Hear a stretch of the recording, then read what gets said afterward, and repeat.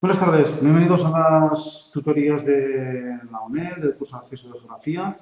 Y bueno, ya como va siendo costumbre, vamos a hacer, bueno, primero de todo, a ver si me ven ustedes bien.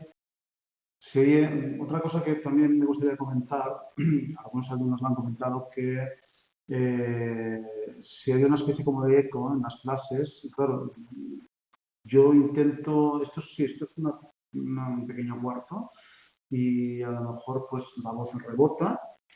Lo importante es que más o menos no, que se entienda bien, ¿de acuerdo? Nosotros hemos visualizado la última tutoría y yo creo que si juegan ustedes con el volumen se entiende lo que se dice. Yo creo que esto es muy importante, no sé que después esto es un problema. Si hay este tipo de problema, tenemos que corregir, ¿de acuerdo? Lo que pasa es que a veces pues, pasan este tipo de cosas. Podemos abrir ventanas, alguna puerta, a ver si ese eco desaparece. Pero es muy importante que ustedes me digan, sí, si oye bien, se entiende, ¿de acuerdo? Otra cosa es yo, la rapidez con la que tenemos una hora, incluso menos, son unos 50, 55 minutos, yo podría incluso hacer menos, pero bueno, intento procurar, ¿no?, hacer un tiempo específico, porque hay mucha materia y hay muchas cosas. Y si ustedes consideran en algún momento que yo voy demasiado rápido, me lo pueden decir perfectamente, es que va muy rápido, David. Vale, yo intento que hay tanta materia que, bueno, no se trata tampoco de correr, ¿de acuerdo? Y bueno, no sé si se han podido ustedes mirar lo de las PEC. Otra cosa que también algunas personas me han preguntado, ustedes cuando acceden, no sé si tienen ustedes algún problema para acceder a la plataforma ALF, veo que esto es de vital importancia. Una vez están ustedes en la plataforma ALF, pues tienen aquellos iconos, aquellos circulitos, ¿no?, donde poner tareas, los foros, todo para poder conectarse, o, bueno, incluso hay eh, exámenes, un depósito de exámenes, no sé si esto, supongo que les suena, ¿no?, todo esto. Lo digo porque a partir de ahí tienen ustedes, hay uno de estos iconos de tareas y otro justo en la pantalla a la izquierda, arriba del todo, pues también ponen entrega de tareas y este tipo de cosas. Pues ahí clican ahí, o incluso en tareas, en el icono de tareas, y ahí pueden encontrar la PEC, la pueden descargar, ¿de acuerdo? Yo supongo que estará en formato PDF, no me extrañaría que estuviera en formato PDF, y lo que tienen que hacer es, pues ya lo comenté ya hace unos días, lo vuelvo a comentar, lo pongo aquí escrito, supongo que les suena, ¿no?, que es el I Love PDF. Este programa, I Love, el I es que sería mayúscula, ¿de acuerdo? Me gusta el PDF. Esto sirve para transformar no solamente PDF, cualquier programa, cualquier documento de Word a PDF, de PDF a Word, a cualquier tipo, incluso de Excel, es decir, mucho tipo. Lo digo porque sobreescribir sobre un documento de PDF es un poco complicado, ¿de acuerdo? Lo que pueden hacer ustedes es transformarlo en Word para poder trabajar, o si quieren escribir sobre el PDF, pues perfecto, ¿no? Y bueno, nada más. Bueno, nada más no, un tema muy importante.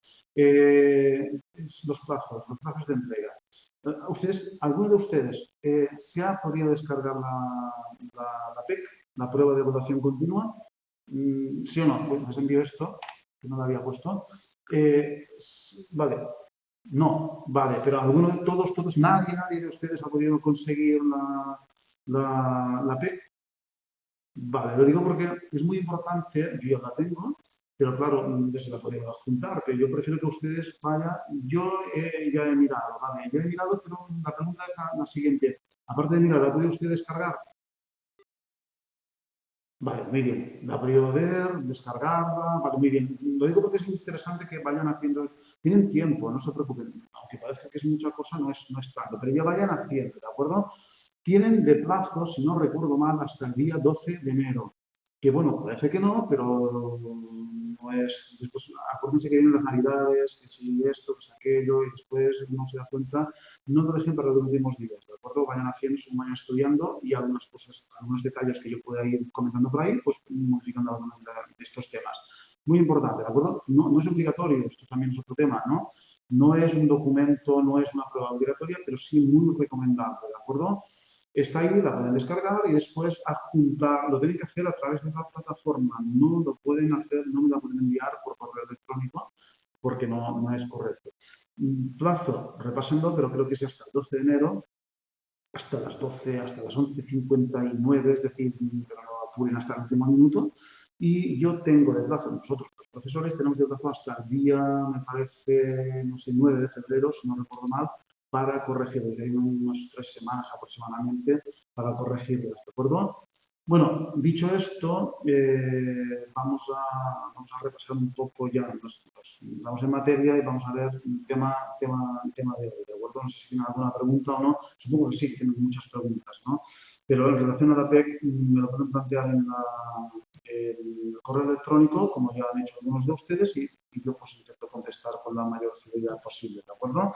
Bueno, hoy continuamos otra vez con el tema. Vamos a hacer un pequeño repaso de lo que vimos la semana anterior, siempre enlazando desde el principio, aunque pueda parecer un poco pesado. Acuérdense de la forma que tiene el planeta, cómo está situado, cuál es la inclinación respecto al eje, su eje, cómo está inclinado y cómo está el plano de la eclíptica. Y a partir de ahí, con esos movimientos, afelio, perihelio, las estaciones, tenemos un primer paso, ¿no? La clave de todo esto. A partir de ahí, la semana anterior, la anterior tutoría, estuvimos hablando de otro tema, añadimos otro tema, que es el hecho de que esa esfera o ese esferoide está envuelto en una capa gaseosa, ¿no? Que, bueno, que está ni más ni menos pues rodeada, no, compuesta con gases, nitrógeno, oxígeno, principalmente oxígeno, pero la cuestión es que también hay una serie de partículas sólidas, que algunas de origen pues, natural, otras de origen antrópico, que ayudarán en su momento a crear pues, lo que se llama coalescencia, es decir, con el vapor de agua, las gotas a una altura determinada, pues el vapor se condensa y una vez condensado, pues ya entramos en lo que se denominan precipitaciones, ¿no? Esto sería pues, una fórmula básica de cómo llueve. Hay muchos tipos de precipitaciones, eso sería la parte más importante. Repasemos que hay diferentes capas, ¿no? La capa más importante, que sería pues, la parte de los primeros 11 kilómetros, y a partir de ahí diferentes nombres, diferentes denominaciones, como la troposfera, estratosfera, mesosfera, ionosfera.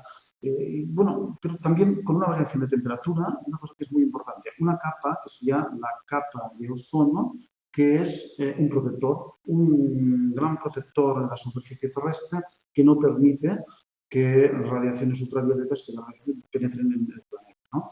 Bueno, tenemos esta primera parte, es una especie como de obra de teatro que vamos añadiendo, ¿no? Vamos añadiendo actores, ¿no? Surgiendo actores y actores, ¿no? Diferentes tipos de actores y actrices, ¿no?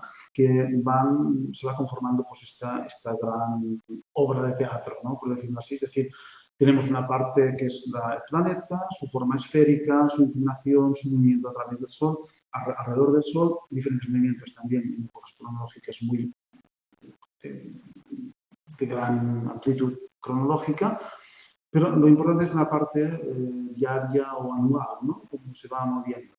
Pero claro, partimos de esto y después ya teníamos otros aspectos a tener en cuenta, que era cómo las radiaciones solares van penetrando en esa capa atmosférica, con lo que se encuentra una primera capa de ozono, pero después otros aspectos como, por ejemplo, no solamente la luz, la temperatura, la superficie, si la superficie es de un color determinado o es una superficie como oceánica, la cual se produce el albedo, mayor o menor albedo, ¿de acuerdo? Es decir, mayor radiaciones que incluso penetran en la superficie terrestre, en las plantas, y otras que rebotan hacia la superficie.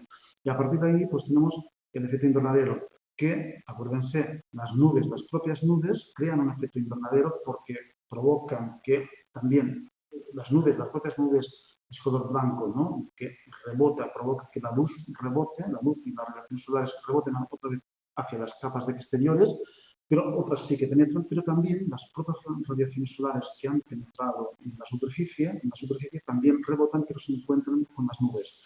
Y ahí está la diferencia entre una noche completamente despejada, donde tenemos temperaturas muy frías, y otra donde precisamente está nublado y se mantienen unas temperaturas pues, más cálidas, más suaves, ¿no? Pongamos cálidas o frías, pero más más suaves. Esto sería más o menos pues, lo que estuvimos hablando, ¿no? Estuvimos hablando del calor, cómo se transmite el calor. Después, otra cuestión muy importante eran los factores determinantes de la temperatura, los cósmicos, que ya lo hemos comentado, ¿no? Y los geográficos, latitud, longitud no, evidentemente la latitud, las masas de tierra, de agua, la disposición de las cordilleras también era muy importante.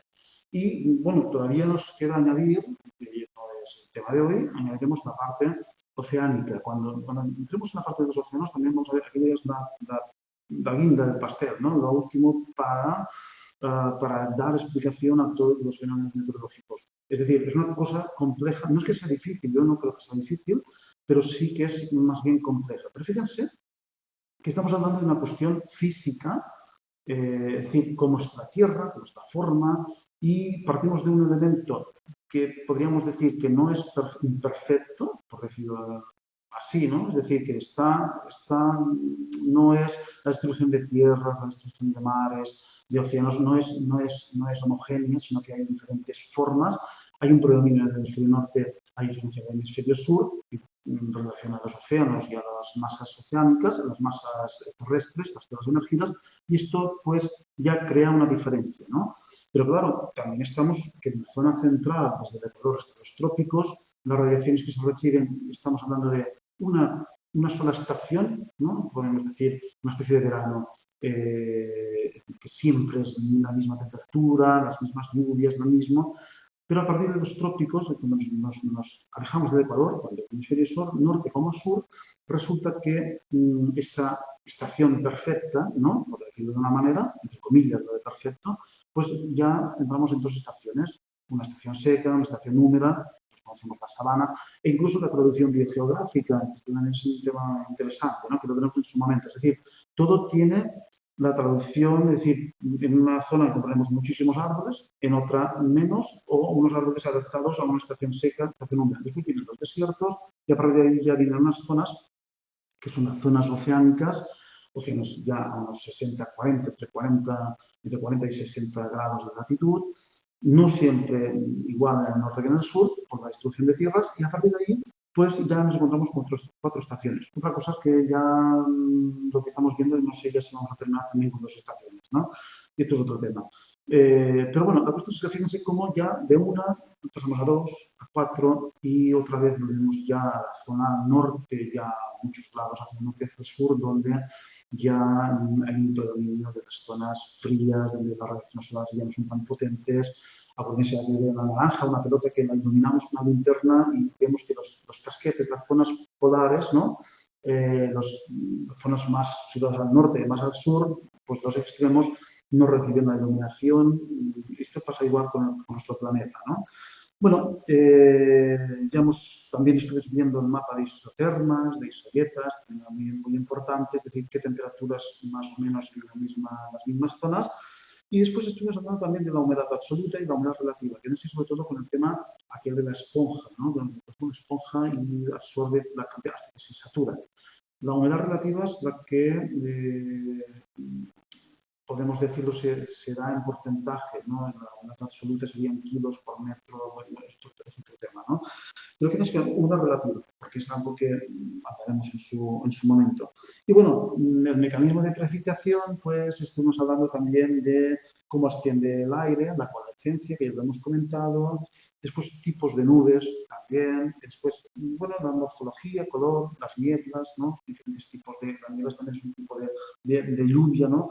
Y bueno, la cuestión es cómo también los frentes, diferentes frentes, pues al chocar uno contra otro, pueden, pues, cálido aumenta y el frío pues queda y provocan, depende si es un frente frío, un frente cálido, cuestiones que iremos viendo, ¿no? Y una cosa que es muy importante también, que es lo último que estamos viendo, era la cuestión de la precipitación, es decir, vimos un mapa en el cual había una distribución más o menos homogénea a nivel mundial, ¿no? En la cual pues expresaba cuánto llueve por metro cuadrado y explicamos por qué lo pone por milímetros por metro cuadrado. Es decir, recuerda que un litro de agua, si lo extendemos de una superficie de un metro cuadrado, pues asciende un milímetro. Esto es la explicación, ¿de acuerdo? Y a partir de ahí ustedes ya tienen que empezar a tener bastante claro la diferenciación, ¿dónde están los límites entre un clima, entre los climas, ¿no? Una cosa es hablar de los 150 milímetros anuales, otra cosa es hablar de 600, que es lo que más o menos pues, llueve por aquí, y ojo, y otra cosa también es y después a partir de ahí ya 1000, 2000 ya estaríamos en climas tropicales, ¿no? O ecuatoriales o otro tipo de climas. El clima de montaña también lo distorsiona todo, es decir, también la altura es otro tema muy importante, pero la cuestión es esta, saber cuántos milímetros llueve de forma anual, ¿no? Después, otra cosa que ya veremos es la diferencia térmica, la amplitud térmica, que es muy diferente pasar con el desierto de 50 grados a 0 grados o que en zonas tropicales estemos de 28 a 25 grados. Y ahí no variamos, ¿no? Es decir, hay unas diferencias muy importantes en relación a esto. Bueno, esto es lo que estuvimos viendo la semana anterior. Y hoy, pues, vamos a añadir más cosas. Es decir, de momento hemos visto ya la forma esférica, la importancia que tiene, qué importancia tienen las radiaciones solares, cómo se reciben en esa esfera, esferoide, que hay una capa atmosférica bastante elevada, de unos 100 kilómetros, pero que según la disposición, bueno, diferentes capas van absorbiendo las radiaciones solares, las van transformando y después lo que tenemos en la superficie, oceánica, masas de tierra, pues empieza a modificar muchísimos de esos aspectos, ¿no? Esto es lo que estuvimos viendo. Bueno, hoy añadiremos un actor nuevo aparece en esfera, ¿no? Y es el tema de, supongo que me siguen, ¿no? Más o menos, ¿se oye bien? ¿Sí o no? O hay ese eco. Yo intento ir más o menos despacio, y tampoco quiero ir en plan metralleta, pero bueno, vale, ya está, ¿de acuerdo? Lo digo porque es muy importante. Si yo intento, pues, la verdad que esto es un cuartito pequeñito y bueno, yo tampoco, no sé, qué voz tengo y dejo de tener, no sé, tampoco no sé si es agradable o no es agradable, si la cuestión es que se oiga bien, ¿no? Que sé vocalizar, yo intento vocalizar lo mejor posible y se supone que, bueno, yo he visualizado, he visto mis tutorías, no siempre, pero y creo que se oye bastante bien, ¿de acuerdo? Otra cosa es donde estamos, que esto ya es un tema diferente. Bueno, vamos a ver lo de hoy, ¿de acuerdo? Vamos a añadir el tema de la dinámica, otra vez la dinámica atmosférica, la presión. Otro tema, la presión. Y un tema también muy interesante, y es ver, bueno, la presión atmosférica todos sabemos lo que es, ¿no? Es decir, incluso estamos bajo presión, ¿no? Estamos en una presión, es decir, alguna fuerza, se dice por términos incluso sociales, psicológicos, ¿no? Bajo presión, estamos siempre bajo presión, ¿no? Y igualmente parece que existe un estrés, ¿no? Y bueno, esto es lo que pasa, es decir, esa columna, ese aire, esa capa de aire que envuelve el planeta, pues pesa y crea una presión sobre la superficie. Pero claro, a medida que ascendemos, esa presión disminuye y a medida que nos ponemos a nivel del mar, esa presión aumenta hasta un límite determinado, ¿no? Pero claro, también tenemos el ejemplo de que en el momento en que descendemos por las superficies, ¿no? Vamos por la superficie no, nos adentramos en los océanos, es decir, también tenemos no solamente la presión, esto lo conocemos todos, ¿no? La presión atmosférica no solamente es el peso del aire, sino del agua también. Pongo el triste ejemplo, ¿no? No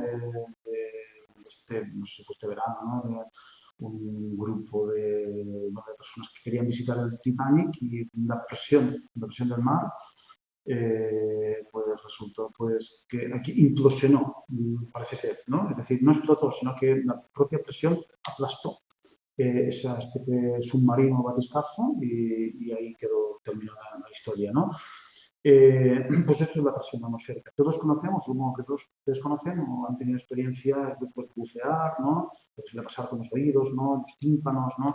Cómo hay que hacerlo, si alguno de ustedes ha practicado submarinismo o algo, saben lo que es la presión atmosférica, ¿no? Y decir que no puedo irme a 40 metros de profundidad y salir alegremente porque voy a tener un problema, ¿no? Bueno, pues esto pasa porque hay presión atmosférica, ¿no? Y bueno, aquí tenemos pues la presión atmosférica. Lo que es una columna de aire, que ustedes fíjense en ese dibujo, yo creo que es muy ilustrativo, que pesa en la superficie a medida que vamos ascendiendo, pues hay menos presión y ya a ciertas alturas esa presión casi desaparece, disminuye muchísimo. Pero claro, no es única y exclusivamente una cuestión de si nos pesa o nos deja de pesar. Es también una cuestión que el aire, ese aire, pues, ese aire que hemos visto, el oxígeno, ¿no? El que tenemos, que respiramos, pues funciona, es una cuestión física que se calienta o se enfría a medida pues, si está más cerca de la superficie o si está más lejos de la superficie. Es decir, cuanta más presión, las moléculas se mueven de forma diferente. Y a medida que va ascendiendo, pues esa presión disminuye, la temperatura también y el aire pues está incluso enrarecido, porque los gases ya no son iguales, hay menos capacidad incluso para respirar, ¿no? Todos tenemos la idea de subiendo al Everest que pues, ya necesitas oxígeno porque el aire ya no contiene la cantidad pues para, o incluso irse a vivir a unas zonas como en Quito, ¿no? Que está a unos 3.000 o 4.000 metros de altura. Es decir, capitales que están situadas, bueno, hay que estar acostumbrado a ello, ¿no? Porque si no, no es una broma vivir a 4.000 metros. Igual que para una persona que está viviendo a 4.000 metros, de repente pues, se pasa a la superficie, a nivel del mar, y se nota mucho la presión, ¿no? Bueno, la cuestión es que tienen ustedes, esto es la explicación de lo que es la presión, cómo se descubre esta, y ahí está el experimento que hizo el señor Torricelli ya en 1600 y pico. Y bueno, la cuestión es que descubrió pues con el mercurio, pues ahí está, pues, con el mercurio, ¿no? Como una especie, bueno, para medir la presión, como pues en un tubo de sección de centímetro cuadrado, pues la presión atmosférica, pues poder la presión a nivel del mar en las condiciones normales, ¿no? Y se llegó pues a la altura de 760 milímetros. Esto es lo que vamos a ver que con esto vamos a explicar otra cosa, ¿no? Y es que, bueno, la presión atmosférica se expresa en milibares, que son 760, que es 1013 milibares. Bueno, ahora esto es, te voy a decir, y ahora es muy importante. Una cosa es el experimento de Torricelli, que se demostró lo que era la presión atmosférica, es decir, que el aire pesaba y que ejercía una presión. Lo que es importante ahora es ver cómo, quédense con ese dato, que esto es muy importante, ¿de acuerdo? Solamente un número, pero necesitan ustedes saberlo, tenerlo bastante claro. Bueno, 1013 milibares es la presión normal, ¿no? A nivel del mar. Y es la frontera entre altas y bajas presiones. Vale, vamos añadiendo cosas, ¿no? Actores, más. ¿Qué pasa con esto? Baja y alta presión. Bueno, pues entonces si hay una alta presión, ¿no? Es decir, el aire pesa, ¿no? Pero si hay una baja presión, pues asciende. Pero claro, ¿qué pasa? ¿Queda esta zona donde el aire asciende porque hay menos presión, queda vacía? Sí y no, porque automáticamente el aire se mueve, ¿no? Y ocupa esta zona. Y ahí tenemos el principio del viento, ¿no? El viento. Todos sabemos lo que es el viento, ¿no? Y en Menorca con la tramontana, ¿no? O en otras zonas, en Zaragoza, por ejemplo, o en Tramontana, Gerona también, ¿no? En Zaragoza pues también tienen vientos bastante, el cierzo, ¿no? Bastante importante. Es decir, esto es viento, provocado por otras cosas también, ¿no? Pero bueno, la cuestión es que la presión, la diferencia de presión provoca el movimiento de aire. Y a esto hay que añadirle cómo se mueve, acuérdense de las altas y bajas presiones. Es decir, acuérdense de la espiral, cómo se mueve en sentido horario cuando hay una alta presión y en sentido contrario a las agujas de reloj cuando hay una baja presión. Es decir, aquellas espirales que vemos en los mapas del tiempo o de las fotografías de satélite. Vale, pues ahí tenemos, si vemos una espiral en el hemisferio norte, cuidado, en el hemisferio norte que gira en sentido contrario a las agujas del reloj, estamos viendo que hay una baja presión. Pero claro, como tenemos un montón de estaciones meteorológicas y tenemos información de primera mano, pues resulta que tenemos un control de la presión atmosférica en nuestro cuerpo. Eso es muy importante para el aterrizaje y para el despegue de los aviones, saber la presión atmosférica y la dirección del viento, porque es más importante de lo que parece, ¿no? Bueno, la cuestión es que el viento, la presión atmosférica, pues hemos dicho que varía, ¿no? Y también depende si una superficie se calienta, si se enfría, la presión pues va variando. Es decir, fíjense cómo añadimos el tema de la presión. Bueno, la cuestión es que, quédense con esto, 1013 milibares, porque claro, esto les va a sonar a ustedes bastante, ¿no? Bueno, variación de la presión en superficie. Fíjense cómo funciona, esto lo hemos visto ya, ¿no? Una cosa es latitud, gradiente vertical, gradiente significa diferencia, ¿no? De la presión disminuye, otro dato, 11 milibares cada 100 metros. Aquí puede salir algún ejercicio, cuidado, no se asusten porque hay gente, cuando empieza a ver algo de matemáticas, ya a mí no me gustan las matemáticas. Bueno, me gustan, no era mi, ¿no? Y claro, cuando uno empieza a ver, algunos que a veces me han dicho, uy, es que empieza a ver esto, que sí, hay que hacer cálculos de tal, no, son cálculos bastante sencillos, de sumar y restar, ¿de acuerdo? Multiplicar. Tantos milibares, es decir, con esto podemos incluso, con algún ejercicio que puede salir por ahí, que podría ser, vamos a ver, si tenemos una presión atmosférica en superficie, ¿no? Y ascendemos ascendemos, ¿no? Y encontramos una presión atmosférica tal, ¿cuántos metros tiene la montaña? Podemos deducir más o menos por presión atmosférica, más o menos, cuántos metros tiene aquella montaña. Por ejemplo, ¿no? Acuérdense esto, 11 milibares cada 100 metros, ¿no? Disminuye. Bueno, pero claro, hay otros factores, es decir, la temperatura y presión son variables muy relacionadas y que interactúan entre ellas, ¿no? El aire frío es más denso, aumentando su peso y su presión. Al contrario ocurre cuando el aire se calienta, menos denso y ascenso, suponiendo ambos procesos, enfriamiento o calentamiento del aire, altas y bajas presiones térmicas. ¿De acuerdo? Es decir, el aire se enfría, se calienta y va variando su presión. Bueno, y ahí tenemos el esquema de cómo el aire pues, asciende en altas presiones, ¿no? O en bajas presiones, cómo va en una divergencia, ¿no? Como ciclón o anticiclón, ¿no? En sentido contrario. Pero claro, hay otros factores, no solamente es en superficie, también puede pasar que una corriente determinada de aire, con vapor, con temperatura determinada, presión determinada, pues de repente se encuentra con una barrera orográfica. Por esto les dije el otro día, he vuelto a recordar, la disposición de cordilleras también es muy importante, porque de repente nos encontramos 4.000 metros de una barrera de 4.000 metros y bueno, pues ascenso del aire por convergencia en lugar a una baja presión. Es decir, el aire sube, ¿no? Porque se ha encontrado una barrera. Pero también por los factores orográficos, lo que hemos dicho, factores orográficos, porque nos encontramos con una barrera y el aire se ve obligado a ascender. ¿Cómo asciende? Ya empieza a variar, desciende o se activa la presión, el aire será cálido, se empieza a enfriar, el vapor de agua empezará a condensarse, imagínense lo que va a ocurrir, ¿no? Va a llover seguramente, ¿no? Puede llegar a llover. Bueno, factores frontales, dos masas de aire térmicamente contrastadas, fría y cálida, ¿no? No se mezclan. Es decir, que no es que, bueno, uy, nos hemos encontrado, chocamos y nos mezclamos. No, sino que lo que hacen una se superpone sobre la otra, ¿no? Es decir, no se mezclan, sino que chocan quedando la masa fría, que es más densa, ¿no? Por debajo de la masa cálida, menos densa. ¿Y qué suele pasar? Pues nos encontramos con esto, es decir, aquellas nubes, que la zona fría baja, pero la otra, que es más cálida, asciende, pero a medida que asciende se va enfriando. Y ahí tenemos esas nubes, esos frentes, a lo mejor, qué nubarrones, también unas nubes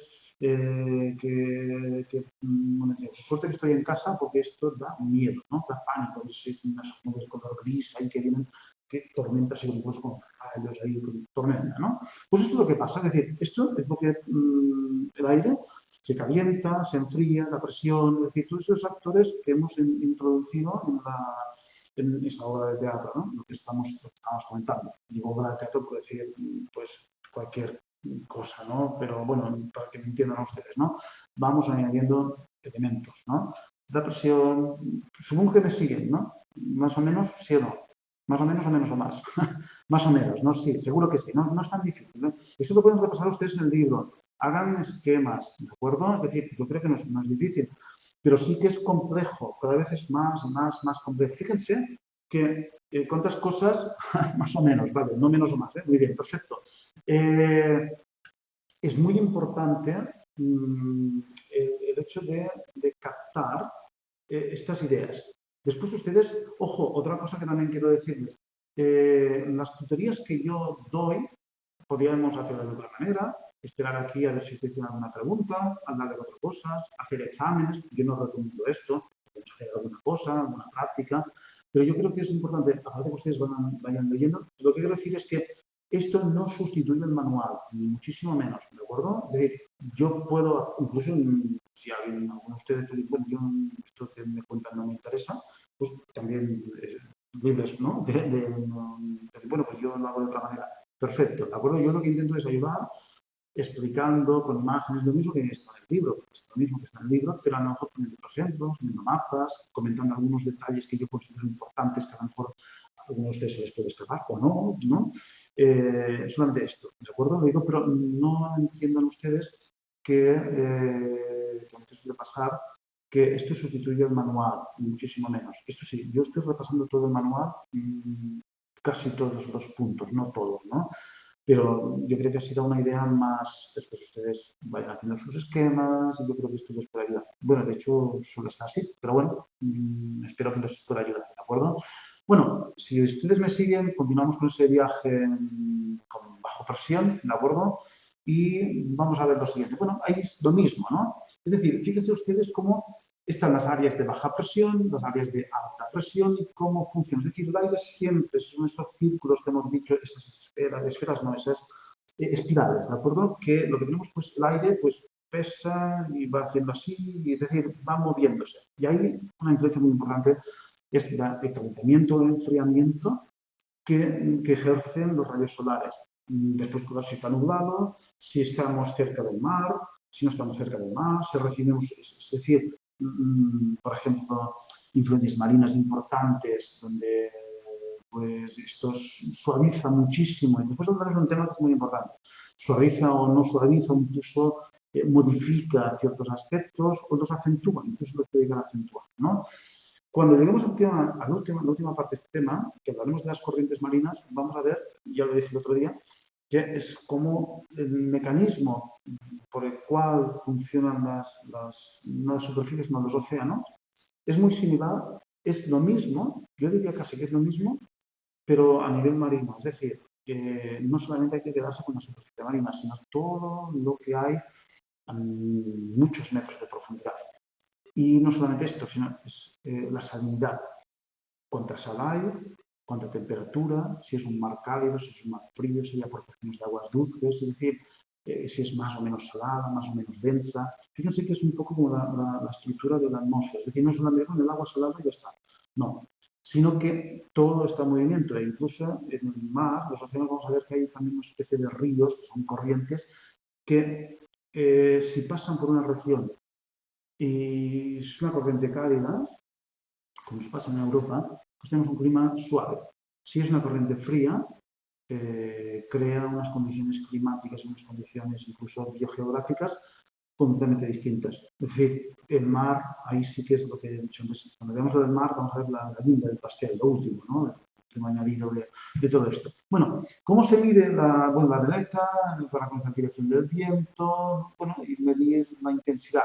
Otra cosa, las escalas del viento, creo que no aparece en el libro, diferentes, incluso el tipo de mar, las olas, si es mar volada, tipo de mar. Bueno, no, esto lo vamos a ver muy por encima. Lo importante es que entiendan ustedes que hay estas diferencias de presiones. Lo digo porque vamos a ver mapas de meteorológicos. Les recomiendo una cosa. No sé si tienen ustedes costumbre, supongo que sí, no sé si por cuestiones laborales, por cuestiones, bueno, laborales o por vacaciones incluso, ¿no? Porque hoy quiero salir al campo o para deporte. Si alguno de ustedes, por ejemplo, yo les recomiendo, sobre todo en invierno, uy, pues esta mañana me levanto y está despejado y voy pues yo qué sé, media hora de correr, 3 cuartos de hora, una hora, lo que sea, ¿no? Un poco de... Y les recomiendo que se miren las páginas de meteorología, sobre todo el radar meteorológico, porque a veces uno ve que está completamente despejado.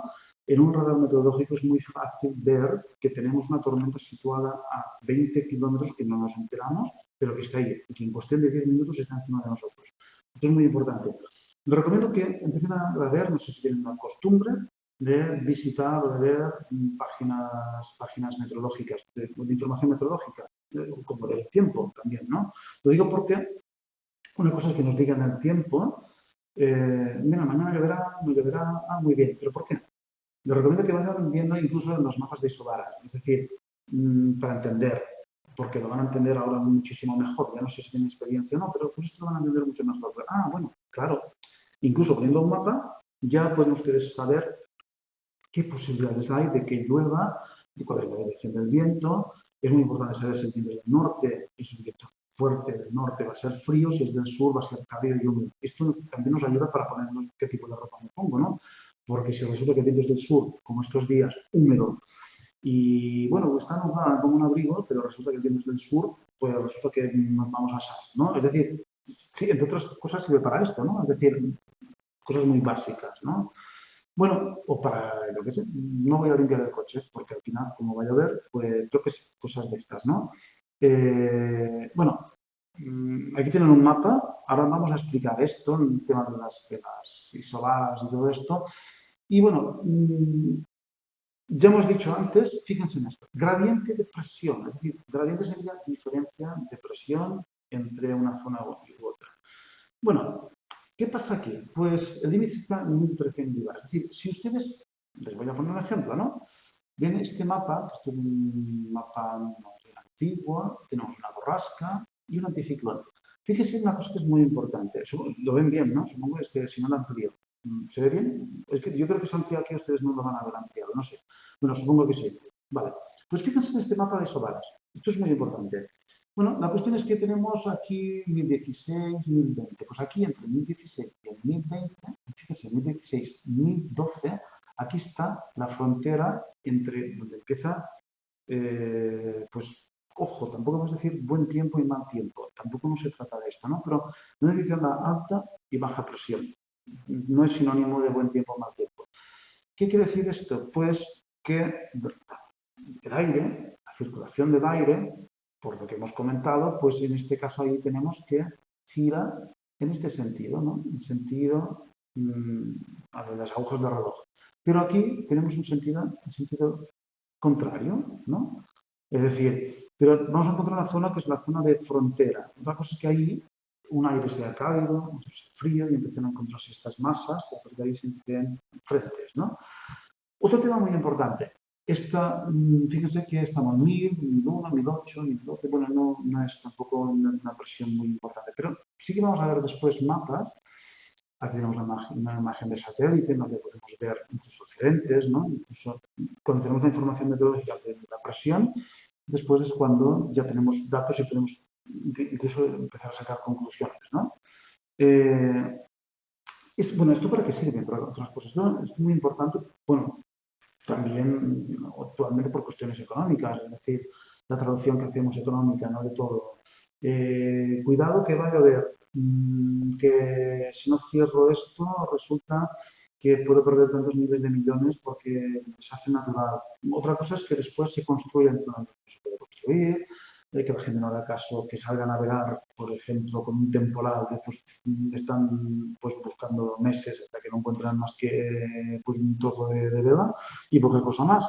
Es decir, para esto sirve. Después, evidentemente, la navegación aérea, los aviones evitan tormentas, es decir, la información meteorológica está de primera, y los barcos, como ya hablemos, ¿no? Es decir, encontrarse un temporal de olas de 10 metros, pues la verdad que no es muy agradable, ¿no? Y un avión, pues, decirle, bueno, tiene usted que calcular una tormenta en tal sitio porque la presión atmosférica, pues, desvía el vuelo a tanta altura y tanto. Es decir, sirve para estas cosas, ¿no? Entre otras, ¿no? Bueno, la cuestión es muy importante. No sé si les suena, supongo que sí. Ahora voy a hablar de esto ya lo hemos visto, es el efecto Coriolis. Las isobaras, que son esas líneas, ¿no?, que marcan la presión atmosférica, si ustedes han visto alguna vez, y ya lo verán en su momento, sino un mapa de montañas, un mapa de orografía, ¿no?, de donde están situadas pues, las montañas, los efectos, pues se utilizan unas líneas que son las líneas, las cotas de altura, ¿no? Si están muy separadas, significa que la superficie es una superficie montañosa, bastante llana, creo que un poco de pendiente, un poco de bajada, ¿no? Pero si están muy juntas, significa que estamos ante una montaña muy importante, incluso un acantilado o un barranco bastante considerable, ¿no? Pues esto pasa lo mismo. Cuando ustedes vean que las líneas están muy separadas, es decir, que estamos en una zona, bueno, donde tampoco no todos los fenómenos atmosféricos que podamos encontrar son más bien débiles, ¿no? No hay una fuerza de viento, pero si los encontramos que se juntan, están muy juntos, y que la presión va variando de forma, y de uno pasa a otro saltando hasta que llega a los 900 y pico al centro de la borrasca, es porque ahí hay un temporal o ahí hay un viento bastante fuerte, ¿no? Para esto sirve, es decir, es la indicación. Y bueno, ahí tienen ustedes lo que es, la que ya hemos comentado, creo, el efecto de Coriolis. ¿Qué es el efecto de Coriolis? Pues esta fuerza que tiene, ¿no?, de los líquidos, los gases, pues se mueven en sentido contrario, las agujas de reloj en el hemisferio sur y sentido a favor, el mismo sentido de las agujas de reloj en el hemisferio norte. Dos anticiclones, ¿de acuerdo? Es decir, las borrascas, esto se refiere a anticiclones. Es decir, que imagínense ustedes que en la PEC, yo creo que no saben nada de esto, o en un examen les podrían preguntar cuál es la dinámica atmosférica en el hemisferio sur, ¿no? En Australia, todo es igual, la presión atmosférica es la misma, 213 milibares, pero hay que tener en cuenta este pequeño detalle, que las borrascas y los anticiclones giran en otro sentido que el hemisferio norte. ¿De acuerdo? Esto es un tema importante. Yo voy soltando alguna cosilla por ahí, ¿no? Bueno, pues ahí lo tienen ustedes, otra vez uno mismo. Fíjense cómo vemos aquí diferentes presiones atmosféricas, diferentes días, iremos viendo algún mapa de estos, ¿no? Hemisferio sur, hemisferio norte. Voy a ser pesado con esto, ¿de acuerdo? Porque me interesa muchísimo que lo tengan muy claro, ¿de acuerdo? Yo creo que no es muy difícil. Lo recomiendo que vayan viendo mapas, ¿de acuerdo? Mapas del tiempo y también la previsión meteorológica que hacen algunas. También, más que la previsión meteorológica, a veces más bien un poco. Les recomiendo que visiten alguna página como AEMET, por ejemplo, y busquen mapas visuales. Con esto más o menos ver la previsión, ver la previsión atmosférica, mirarse el mapa de isobaras y comparar. Bueno, estos me dicen que va a llover, que el viento será de esta dirección, y aquí lo veo yo expresado en las isobaras. Pues mira, sí, pues tienes razón, porque esto es el esquema explicativo, ¿no? Es nada más, no es nada más que esto, ¿no? Bueno, más cuestiones. Creo que me siguen, ¿no? Estamos con presión y bajo la tormenta. Supongo que sí. Bueno, vamos a ver, esto también a veces parece que está bajo presión. Aquí. Bueno, altura, presión, temperatura, tres elementos interrelacionados. Pues sí, la presión, esto se lo dejo para que lo vean ustedes, porque tampoco no es muy difícil, lo tienen aquí, es decir, la presión, los procesos que se dan en la atmósfera, muy importante. La presión disminuye a medida que el aire se va elevándose, la temperatura, presión, todo esto está interrelacionado, ¿de acuerdo? Es decir, y después, claro, una cosa es la presión, el aire en mayor o menor movimiento, enfriamiento, calentamiento, y otra cosa es después el vapor, si este aire tiene o no tiene vapor de agua.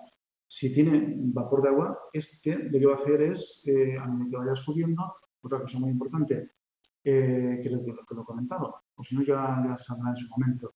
La temperatura disminuye 0, estará por ahí, aquí está. Esto es sí, aquí está.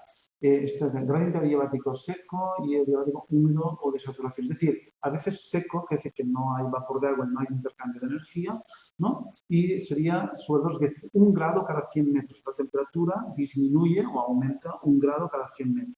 Pues no son muchos grados, lo que hemos dicho. 1.013 milibares, el 11 milibares cada 100 metros. Esto es presión. Aquí hablamos de temperatura. 1 grado cada 100 metros, otra cosa que sirve para hacer cálculos, o 0,3 a 0,65 más o menos cada 100 metros también si este aire tiene un componente húmedo, si hay humedad, ¿de acuerdo? Hay adiabático seco y adiabático húmedo. Bueno, esto yo creo que es un tema que no es muy complicado, pero tiene que tenerlo en cuenta. Más cuestiones, esto es más para que vean ustedes cómo funciona. Y ahora voy a explicarles una cosa muy importante, que es esto, es el efecto FOM, que no sé si les suena de algo. Pues tiene diferentes denominaciones, Chinook, Zonda. Bueno, ¿y en qué consiste esto? Que esto también puede salir en el examen, creo que les sale también en la PEC, creo que sale algo por ahí. La PEC, a veces hay algún alumno que me pregunta, incluso me hace preguntas y dice, bueno, ¿y esto qué significa? Yo no puedo contestar algunas, puedo ayudarles, pero no puedo contestar las preguntas de la PEC, ¿de acuerdo? Pero sí que orientar a una orientación. Esto creo que sale algo por ahí.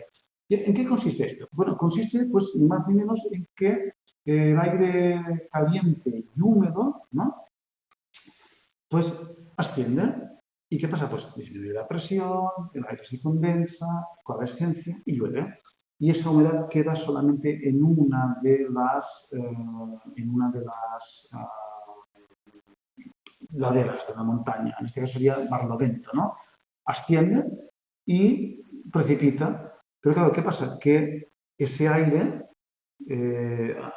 la humedad, ha dejado la humedad en forma de precipitación, pero después baja un aire seco por la montaña, ¿no? Por la ladera de Sotavento, completamente seco.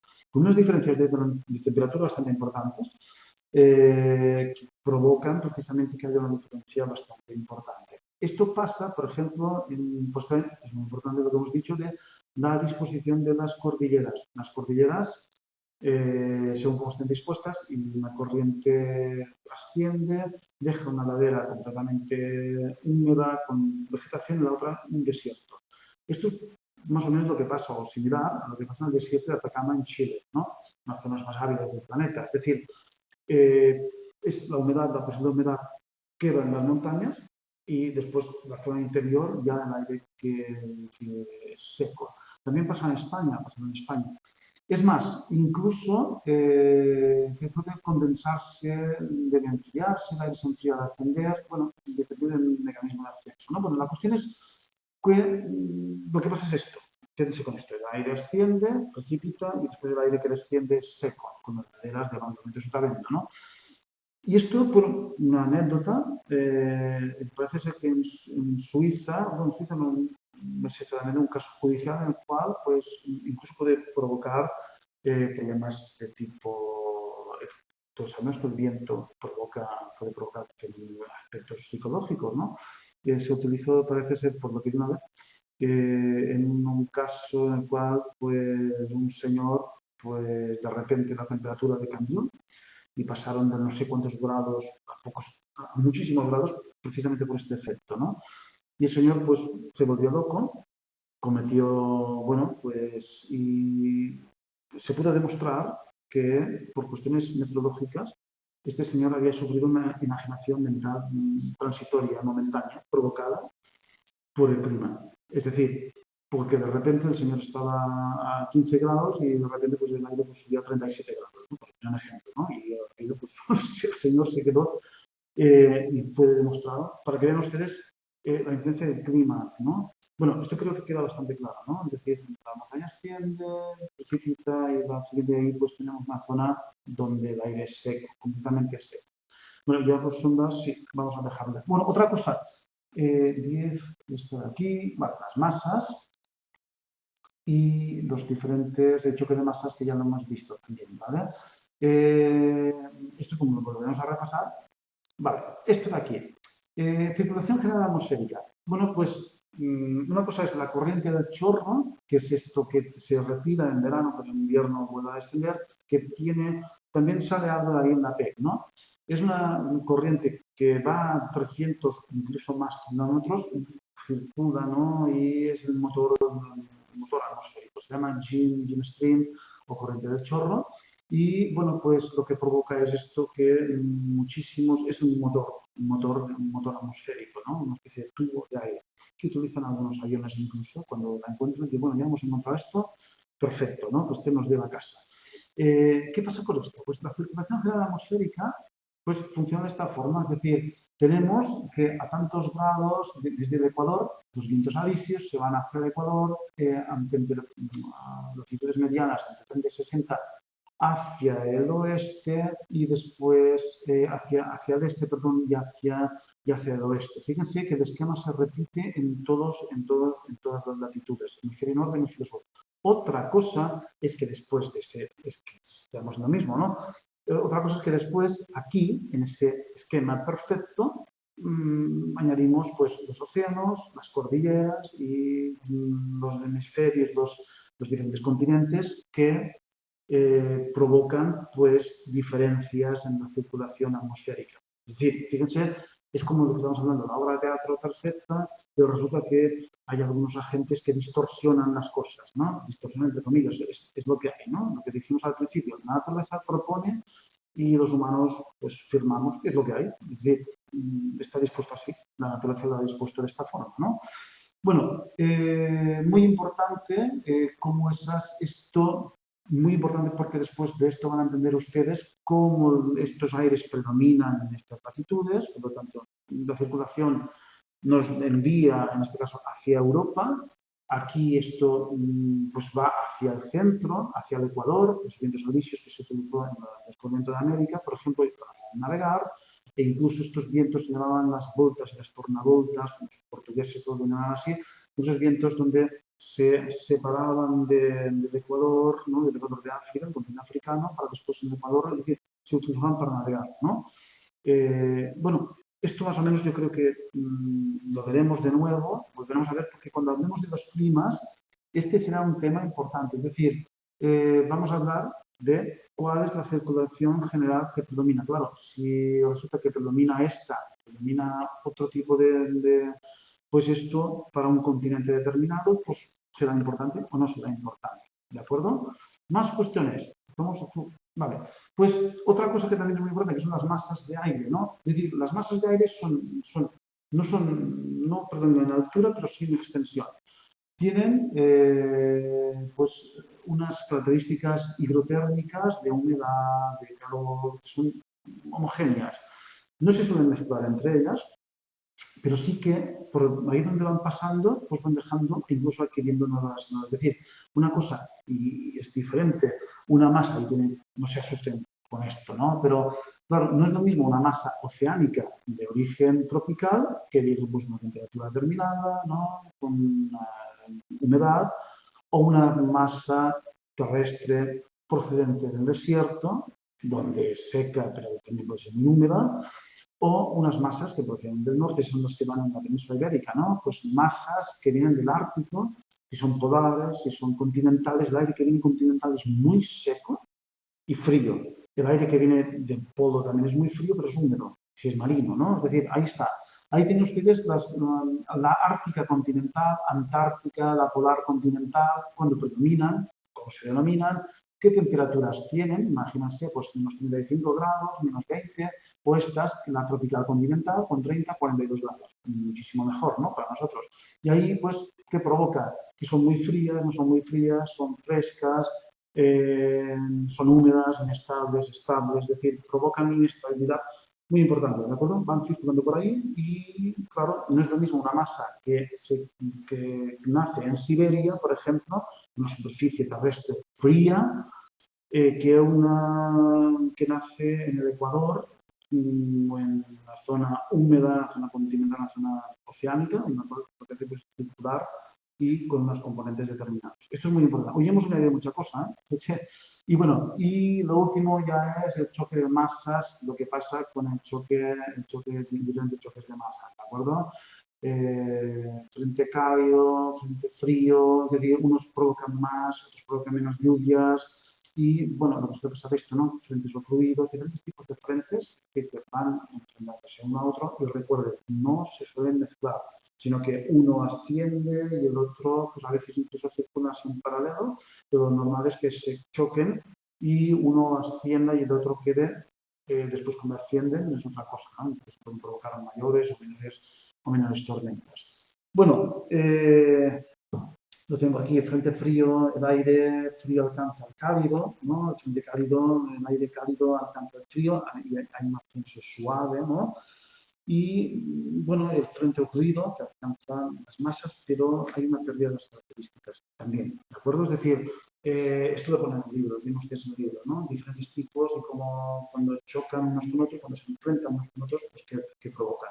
Bueno, hoy es un día, lo vamos a dejar ahora aquí, bastante intenso, bastante información y yo creo que tampoco es muy difícil, ¿de acuerdo? Por esto, este tema lo hemos dividido en 4 partes. En la segunda, la próxima, tenemos otra vez con otras cuestiones y vamos añadiendo cosas, ¿de acuerdo? Bueno, espero que más o menos lo hayan, supongo que sí, ¿no? Que lo han captado, tampoco no es muy difícil, pero sí que hemos ido, fíjense cómo vamos añadiendo cosas, ¿eh? ¿De acuerdo? Es decir, desde la esfera, cómo gira y cómo está inclinada, a todo lo que habíamos estado hablando, ¿de acuerdo? Bueno, lo dejamos aquí y nos vemos la próxima semana, el martes. Creo que sí que hay tutoría y no tiene que haber ningún festivo ni nada. Y acuerdo? La próxima semana. Vayan estudiando y fíjense en esto, se pueden descargar las P, ¿de acuerdo? Si dan algún problema ya miraremos a ver cómo lo pueden hacer. Bueno, muchas gracias y nos vemos la próxima semana. Venga, adiós.